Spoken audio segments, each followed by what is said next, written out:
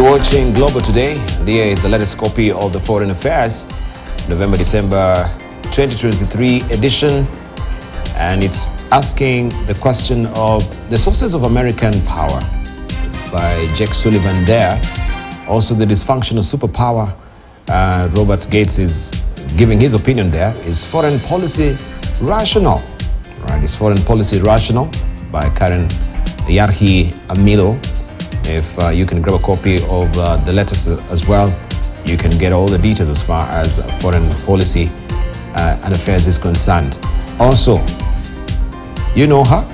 Now she's becoming a rock star as well. I do what my heart is telling me. This is what Newsweek is covering.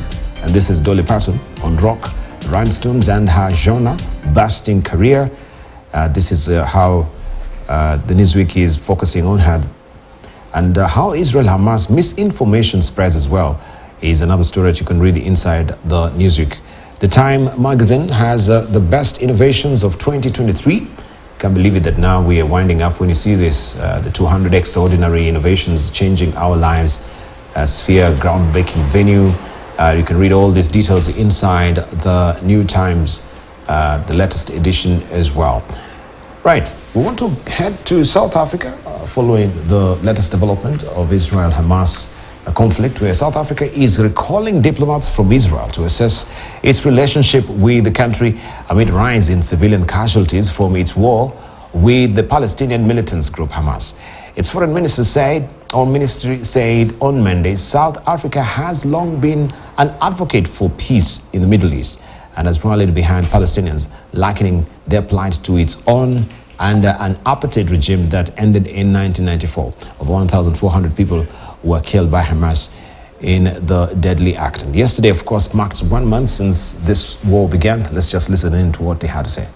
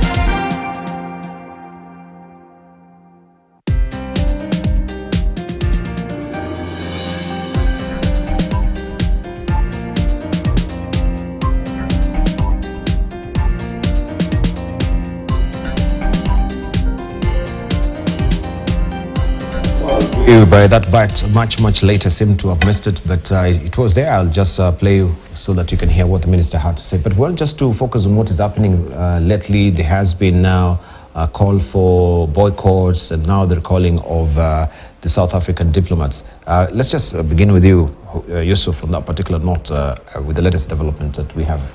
This move by South Africa, is it an open door for, or opening the door for more also countries to recall the diplomats? Yes, in fact, many countries have, several countries have served their links, diplomatic links with Israel, including Bolivia, Colombia. Many countries have recalled their ambassadors, mostly Middle Eastern. And I think the latest one is the South African decision, which I think is morally, politically, and diplomatically right, because it is just unthinkable to imagine what is happening in Gaza at the moment. It is hard to believe that this horrendous conflict, which is the brunt of it has been borne by women and children, civilians, is happening in 2023. There is absolutely no doubt in my mind and the minds of many people around the world that what Israel is doing in Gaza is a major violation of international law, international humanitarian law. It is a war crime. It is a crime against humanity. And in fact, I can even go beyond to say that what we are seeing now in Gaza, with the thousands and thousands of killings by one of the most powerful military forces in the world, pounding using new technology, jets, phosphorus bombs, to kill civilians, 10,000 of them, 4,000 of them children, is genocide. We are witnessing a genocide in our lifetime. And in fact, what is shocking is that the major Western countries that have always promoted democracy, human rights, the protection of civilians in conflict, are cheering on this particular regime in Tel Aviv to continue this conflict when in fact Israel has publicly said several times that it's going to crush not Hamas, but it's going to crush the people of Palestine. And if you look at it in that sense, you would see that Gaza has been under siege, illegally under siege. It has been cut off from the people of Gaza, do not have access to water, no access to electricity, no access to internet and communication, no access to medicine. They're in fact in an open air prison, entirely surrounded from the sea, from the land, and from the air by this relentless, disproportionate attack from Israel. It is beyond defense, because at the moment what Israel is pushing for is the complete destruction of the Palestinian people in Gaza. It is pushing for ethnic cleansing and moving these people out of their traditional territory. It is heading for a final solution. And this has been very, very explicit in the statement of the Prime Minister, Netanyahu, the President, the Minister for Defense, who have all of them said that what they're dealing with are not human beings, they're dealing with animals. And they have been given the license, a blank check, to destroy the Palestinian nation. And a lot of countries are saying, no, we're not going to expect this impunity. We're not going to accept a country to destroy another nation. And they are serving links. And the latest decision by the South African government is the right decision. And in fact, I'm even surprised by the silence of our government. We are an anchor country in the region. We have a lot to do and a lot to say. We must speak out against these atrocities that are happening right under our nose.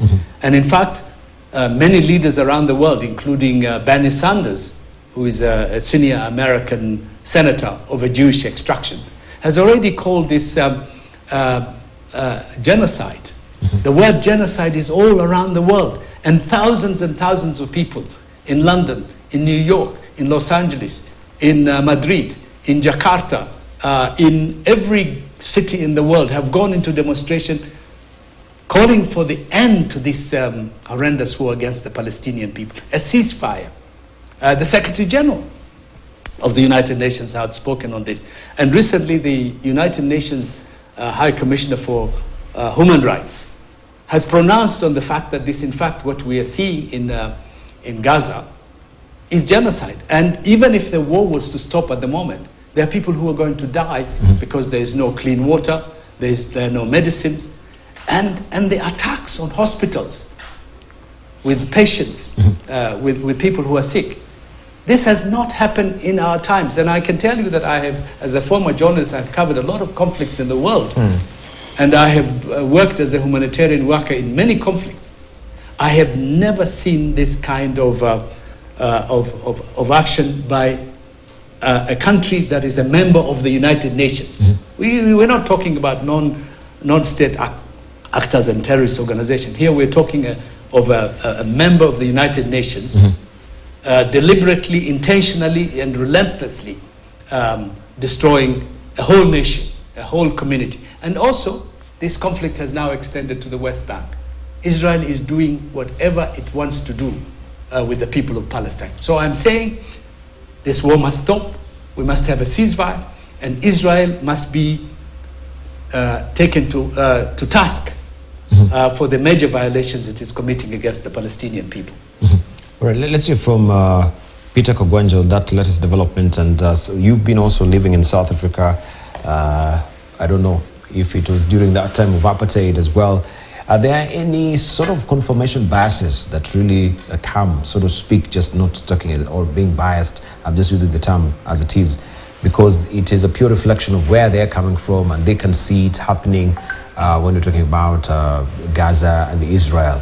So are they having sort of some festering wound with apartheid that is giving them that particular view that they have right now, and the recalling of the diplomats? I think South Africa is taking the right step from its own ideological position, because the analysis of what happened in South Africa, remember, throughout the whole period until Mandela was released, the world was divided on South Africa. Some are saying the apartheid is good, others say it's not very good because it's killing children. The Shapaval massacre and all the other massacres we witnessed in our lives in South Africa were in a number of areas, including the United States and European Union countries, was taken as normal, just the way they are dealing with Israel. And the true analysis is that we have experienced two extremist systems of racial or ethnic polarization. One was apartheid in South Africa, the other one is apartheid in the Middle East. And there is no contradiction about that. A lot of documentation has gone into that. I'm not saying something that's new, it's something that's already there, that these have two forms of apartheid. And I think that's where South Africa is coming from, that we dealt with our own apartheid. We cannot allow apartheid to continue existing outside our own country. The silence that I'm finding curious is that of Rwanda. Because Rwanda went to Darfur in Sudan in order to prevent a genocide in Sudan. And Rwanda is silent. And it has been a voice of moral, the moral voice in regard to situations that look like they are genocidal. And we still expect Rwanda to follow that track, that when you speak about genocide, everybody knows, because you are people who know what genocide look like than anybody else in the world. So again, there is that division. So I would say that the position taken by South Africa is taken from a principled perspective, given their own experience. But let me add this, that the African Union need to speak this time rounder than before. We have in the past called for a two-state in Palestine, Israel and the Palestinian state side by side. And we have called for the support of those struggling for those two causes, for that cause. And therefore that is why there has been this resistance to call Palestinians terrorists. Because like ANC and other groups, they have been freedom fighters. I'm not saying that what happened on October 7 was the right thing that happened, but across history, this is how people fight for their own independence. Killing innocent people is not the right thing to do, but that's what ANC was doing. That's what Mau Mau was doing. That's what the Algerian Revolution was doing, and so on and so forth. Now, so what is the position? The African Union need to move faster than it is moving. It need to be stronger. Why? Because we have been talking about the two-state solution. We are moving to a situation where even the idea of two states is going to disappear. Because after this, there will be no Palestinians to talk about two states. Because they will all be wiped out, or either by the bombs or by the humanitarian catastrophes that they are facing in their own areas. Egypt has crossed its borders because it doesn't want them to overflow into the country and become permanent refugees. Jordan has been doing the same, meaning that these people are basically locked in. And the world is watching. So I think we need to do something. Friends of Israel, Kenya need to pronounce itself. Initially, we pronounced ourselves in support of Israel, which was natural because of our long-term linkages with Israel. But if we can use that moral gravitas and basically call on Israel to basically retrace its steps and deal with Hamas as a terrorist group the way they want to deal it, but leave the population, the civilian population alone. Because we are watching, this is the digital age. You cannot hide anything. You are watching. We can have clips of what has happened this morning from Israel. So you can see what is happening is not a fight against a terrorist group. It is basically an attack on a civilian population. And that kind of total war harkens back to Hitler. And one begin to wonder, as philosophers have said before, is it true that when you were subjected to the worst atrocities, psychologically you want also to subject others to similar atrocities? Is that the kind of thing we are seeing happening today? Britain was colonized by the Romans, and the Great Rome invested a lot of violence on the islands and its neighborhood. And with that technology, they moved to the world and terrorized the world. Is this what we are seeing? That psychological, what do you call continuity in terms of the way we read. So we need to call Israel to order. We need to preserve the Palestinians. Okay, we have President William Ruto, who has actually, not President William Ruto, but Right Honorable Raila Odinga, who's calling on the president to reconsider his position in Israel. Yes. And wrongly condemned what Israel is doing against the Palestinians. And he seems also to be, of course, asking for sobriety as far as this war is concerned. But we should change our position as a country regarding the statement that we made earlier. Yes, that's what we are saying, that first and foremost, the position we had taken was wrong, because we are a lead nation on Africa. And we are supposed to spell the documents that guides Africa. And according to the African Union, we support two states. So nobody wishes Israel out of existence. And those who think that it is from the river to the sea, that kind of a policy cannot be around. Israel must exist. And Israel must have its own integrity and a nation, and it has already been recognized. And in the same breath, the Palestinians need to exist as a state. And as a people. And because of that, Kenya needed to have basically stuck to that particular position, because that is our African position. So Raila Odinga and other sober minds are basically calling on us to come back to our senses. And that's the right sense, that we stand for good. Why? Because this country itself, our own country, is the way it is because other people stood up for us. Egypt stood up for us. Ethiopia, the Haile Selassie, stood up for us. Other countries in the Western, Jamaicas and others, spoke for Kenya. Ghana sacrifices resources all the way from West Africa to see us stand. Kenya cannot be a country that just stand by and watch. Thank you. Right, Nomi Dambo. Well, let me just take a different line and also similarity to what our friends are saying. I've spent a lot of time in Israel. I've also watched the Gaza Strip, which we'll literally call the largest prison on this world. I've attended a conference that were well represented by both Arabs and the Israelis at Hebrew University. Very balanced. People supporting two-state solution. We need to move ahead. Majority of Israelis support two-state solution. If you talk to them socially, what have you, that's what they support. And then there is this fringe right, which is reflected by Bibi Netanyahu, that are extremists. But even Bibi himself is turning around and coming to a realization that we cannot have the Jewish state, which was promised in the year 1600 by the British. We cannot have it and without a solution for the Palestinian people. So here's my point about things were moving in the right direction.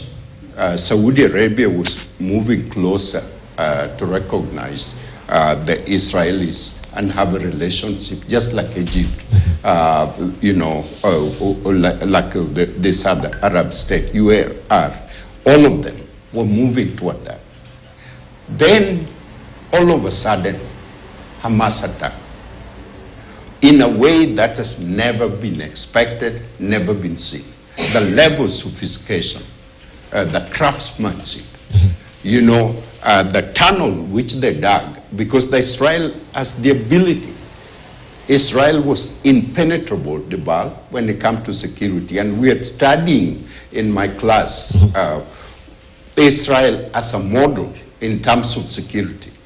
Impenetrable, Iron Dome, and they can penetrate below the soil at 7 feet and figure out what everything that's going on beneath. But the Hamas have dug 9 feet to develop their tunnel.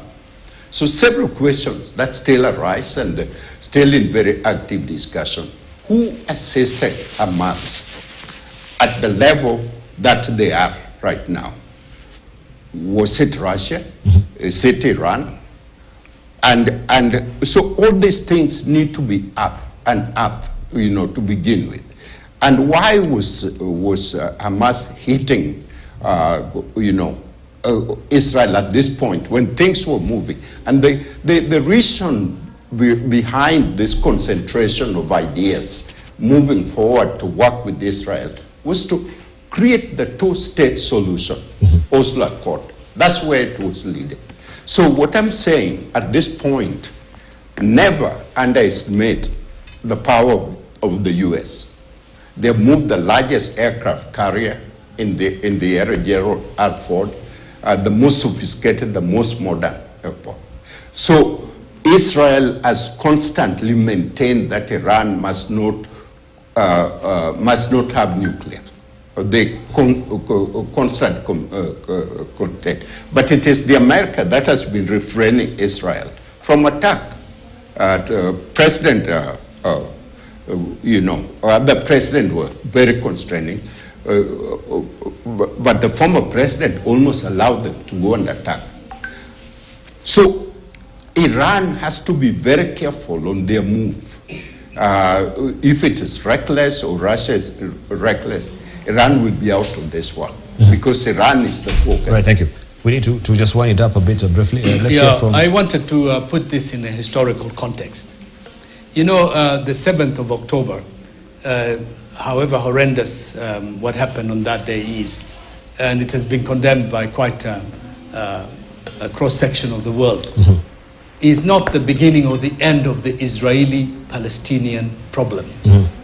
The Israeli-Palestinian problem is rooted in the fact that there is a Zionist state that is anchored in the center, that has expanded into the territory of the Palestinians, the internationally recognized territories of Palestinians, including East Jerusalem, thousands of settlements entering West Bank, and the continuous occupation of the Palestinians by Israel.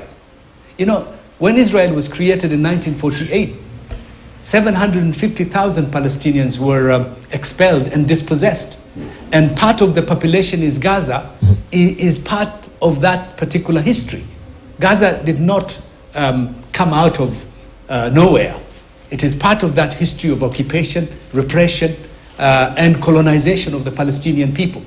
There are millions of Palestinians who are stuck in refugee camps in Lebanon, in Jordan, and other parts of the world, who are part, as a result of that dispossession. The Palestinians called that Nakba, the day they were dispossessed. And there is a cause and effect here. If you oppress a community or society, they have the right to freedom, they have the right to self-determination. And Israel has rejected successive interventions by their friends, the United States, the Europeans, to settle this particular problem. And now it has shrunk the space that the Palestinians occupy to less than 10 or 15% of the entire territory of what the Palestinians should be. So even the idea of a two-state system is increasingly becoming unattainable. Where would you create? And secondly, this particular conflict is going to the point of destruction. The brutal, cruel, inhumane way Israel is attacking the Palestinians makes it almost impossible to reach any political settlement, any diplomatic settlement at this particular moment. And Israel is acting like a rogue state. It is also attacking Syria. It is attacking Lebanon on an every routine daily. They are destabilizing the whole region. And to bring in Iran or Russia here is really looking for a smokescreen. You know, the Palestinian problem existed long before the Islamic State came into being in Iran in 1979. Before 1979, Iran was ruled by a pro-Israeli regime. So it is Israel that is the problem. Israel must stop the current conflict. It must stop the conflict. It must stop the occupation of Palestine. And it must start working for a diplomatic political solution. The Palestinian-Israeli solution cannot be resolved by war. It must stop the ethnic cleansing in Gaza. It must stop the repression and the displacement of people in West Bank.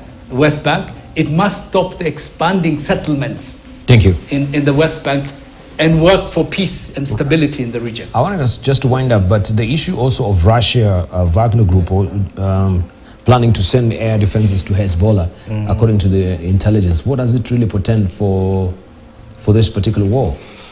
You see now, the professor here mentioned the broader context of the war in Israel. Yes, it is Hamas versus Israel. Hamas is a small group, but now that Hamas has disappeared, there's Israel versus population.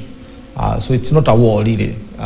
We must get the better nomenclature. You can say it's a conflict. To describe that, it's not conflict. Conflict is what is it again? It's an invasion. This is basically, terrorizing the population. If we say it's an invasion, we begin who invaded who first. Yeah, if it is Hamas, if you're going for Hamas, then this is a fair war. But if you're going for population, then that's where the problem is coming in. But as you put it, the war has a broader context. And this broader context is set by the war in Ukraine, again, which also involves the so-called Israeli factor, the Jew factor, broadly. And America is waging a proxy war through NATO against Russia. And it is most likely that Russia and others are opening a new front of the Ukraine war. That's my own theory. I might be wrong, but it looks like that is the truth. And this war is actually getting, many fronts to it. Yes, there is emphasis on Iran. Iran as, the single country in the Middle East that has been supporting the Palestinian cause, the way they were doing in the 70s and so on. But the opening of a new front by Russia literally shows that we are now almost entering the Third World War, and there's no going back. Why? Because the moment Wagner forces enters there, and then the CIAs and others go there, the war is full-fledged. The only thing that will be remaining is nuclear war. As you see, America has sent its most lethal fighting forces in the region, and they are not going to the Mediterranean. They are going to the Gulf. What does that tell you? Is going to be a very, very tricky process. Saudi Arabia and other countries that were softening towards Israel have now started hardening. There was a very strong rapprochement with Israel by most Arab countries. Now that's gone. It's in the past. Why? Because of the way the war has now taken. So who is the victor in this? If this is what Hamas wanted to do, then they are victorious. If they wanted basically to disrupt Israel, now calling the shots and shaping the future of Palestine, now this is it. Because now this is beyond Israel. This is now global. And I think that's where we need to begin looking at it. Aman, if Normal Dambo, you wanted to say something? Because we just needed to close it. What I want to say is I would concur with the professor that the war right now, it seems the Hamas is winning because they have met the objective. One, they penetrate through one of the most modern, sophisticated defense systems. Secondly, the world opinion is shifting on Israel. Is Israel going to go down and just be quiet? No. This is not what's going to happen. It is very, very dangerous, volatile situation, closer to the beginning of the Third World War, and that's what Peter is saying. Thank you. All right. Let's move on to Somalia, where the Federal Republic of Somalia, but before I go there, actually, I wanted to play you by the particular bite from the Minister of Foreign Affairs in South Africa so that you can get the gist of what we were talking about as well. Let's just hear from her, and then we go to Somalia. In order to provide you with a full briefing so that you can make a determination as to whether there is any potential for you to be of assistance and whether the continued relationship is actually able to be sustained in all terms. And we believe the nature of response by Israel has become one of collective punishment, which falls fully outside of the practice of international humanitarian and international human rights law. There you go. Now, the Federal Republic of Somalia has announced a candidacy for the United Nations Security Council non-permanent seat, a move which comes 2 years after Kenya battled out with Djibouti in a contest which was closely monitored. According to the state media, Somalia is keen to battle out for the 2025-2026 slot, timing the move as critical and timely for the country. Presently, Somalia is involved in coordinated operations against the Al-Shabaab, a group which is fighting to topple the government. Also supportive of the causes in the African Union Transition Mission in Somalia, ATMIS, working under the African Union Peacekeeping Mission. Africa is campaigning for more representation at the United Nations Security Council with a permanent seat as well as more non-permanent seats. Currently, the continent has 3 non-permanent seats occupied by Mozambique, Algeria, and Sierra Leone. The 5 permanent nations, the US, Russia, China, the UK, and France, have the right to veto any resolution, regardless of how many others are in favor of the decision. The organ makes important decisions on matters of security, and should Somalia manage to win, it will be one of its historic achievements. Last week, Somalia withdrew candidature from the Interparliamentary Union in favor of Tanzania, noting that this will help us to ask them to support our bid to join East Africa Community and any other mission we might be interested in. Right, let's just listen in from our panelists on this. Well, Dabal, you must recognize that at one time Somalia was a Pan-African and internationalist vanguard in our continent with a very dynamic and aggressive foreign policy. In the 60s when it became independent, in the 70s, Somalia was at the forefront of the African liberation struggle in Southern Africa against the white minority regimes in Angola, Mozambique, Zimbabwe, South Africa, and Namibia. And in fact, a lot of the training of the liberation movements, the ANC, the ZANU, Frelimo, MPLA, was done in Somalia or in Tanzania by the Somali government. So it had a very progressive position on global affairs, first as part of the Soviet Union's anti-Western approach, and later as an ally of the United States. But with the collapse of the Somali state in the 1990s, that country completely disappeared from the international arena, and it became a basket case. But what we have seen now with the initiative of the African countries to help Somalia get back on its feet, sending African troops to revive the Somali state, Tanzania, Burundi, and many other countries. Somalia now is back on its feet. It's turning a corner, and it has got a leadership that is beginning to engage, pushing back on Al-Shabaab and these negative elements, putting them in a corner for the first time in many years, and also beginning to engage with East Africa, Africa, and the world. And one of the most important steps I think they have taken is seeking membership of the East African community. And I think this is a game changer. It is going to bring in Somalia from the wild and bring it into the center of East African affairs, where it can play its role, and East Africa can help its recovery economically, politically, and so forth.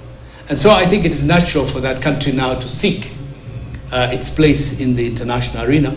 And one of the entry points, of course, because it has not been represented at the General Assembly, the United Nations for many years, particularly at the Security Council, is to seek a seat in the Security Council. And I think the rest of East Africa and the Horn of Africa should be supportive of that, to bring in Somalia in from the cold into the center of international affairs. Right, so should it be just like a shoe-in for Somalia, for the East African votes in support of Somalia, given the fact that we've been trying to rope in Somalia into the East African community? So as we've seen also, they're trying to pull away from some of the campaigns that they used there with Tanzania, for them now to actually get the support of Tanzania for this particular bid at the United Security Council. I think we need to look at this issue at two levels. One is, of course, that Somalia is making the statement that it is a state now, and as a member of the United Nations, it deserves the right to be to function in any of the branches of the UN, including the UN Security Council. So that's a statement. Obviously, Kenya now being out, Somalia has a chance to be there, and being even a member of IGAD, which has 9 states, and also being a member of the East African community, which again has almost an equal number of positions, and with the diplomacy that is going to stretch out, then Somalia might get a seat. But it is a second issue that is very important to watch. Somalia is waging its own war. As you know, I've traveled to Somalia very recently and is aware of some of the vibe. The main obstacle to victory in Somalia is actually the United Nations itself. Al-Shabaab would have been defeated long time ago if it was not for that. Why do I say so? Because although efforts have been made year after year since 2004 to elect governments in Mogadishu and to be supported by the African Union, the United Nations and its main actors, including the pen holder for Somalia, which is Britain, have tended to behave like... What do you mean by a pen holder? Within the United Nations Security Council, there are 5 veto nations. Oh yeah, oh yes. Yes, and Britain... Okay. I get it. Yes, well, Britain is the pen holder for us. If we go amok today, the people who hold a pen for us, France is a pen holder for Congo and for Burkina Faso and so on. So in this regard, the United Nations imposed an embargo on arms to the Somali state. And therefore this war against Al-Shabaab is fought when Somali's hands are tied at the back, because you have to look after the population and you have to fight against a militia that is fully armed. And it's even more sophisticated than yourself. And you cannot be allowed to have arms yourself. So this war would have been won a long time ago. Al-Shabaab would be an ordinary militia like Mungiki and other defeated militias. But how can you defeat a group that is almost evenly matched? They have AK-47, the government has AK-47. It cannot have an aircraft, it cannot, because of the arms embargo. Thank you. So the arms embargo needs to be lifted from Somalia. Thank you. So that it can fight Al-Shabaab. Yeah, briefly from Noami Dama, then we wind up. The Honorable Yusuf stated very clearly the point which I like. Africa must talk what I call the begging cup to the rest of the world to come and rescue us and help us.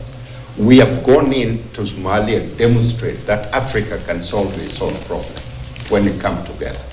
So a united, a strong Somalia is important to the region, and it is important to Africa, and it must be solved by the Africans themselves.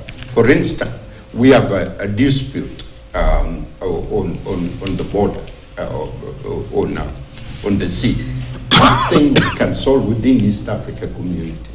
If Somalia is now a member of East Africa community, Al-Shabaab is not only an enemy of Somalia, it is an enemy of all of us, all African countries, particularly the East African zone. And so we must collectively fight off, get rid of Al-Shabaab. And thirdly, the world, there is a lot of outside Africa interests, which are basically focused on extraction of the African wood. They don't care less how many people died, what happened to the government. We must weed those people out and take charge ourselves and straighten this government. So Africa must be solidly support the Somali membership at United Nations. Right, thank you. Let's just get closing remarks from you, Yusuf Hassan. Our time is up, just briefly. Well, thank you. My expectation is that we would find a quick solution to the bombing and the war against the people of Palestine centered on Gaza. Secondly, I think maybe we should start paying attention to some of our own problems as well, because similar incidents of war crimes are happening in the Sudan as well as in Ethiopia. Right. So I think it is important for Africa to wake up to those issues and to quickly find ways of protecting civilians. Thank you. In those two countries. Right, thank you. Peter Kegwanji, your closing remarks. I think the African Union need to be bolder and louder in terms of its voice regarding the Palestinian population and the defense and the humanitarian situation in that country.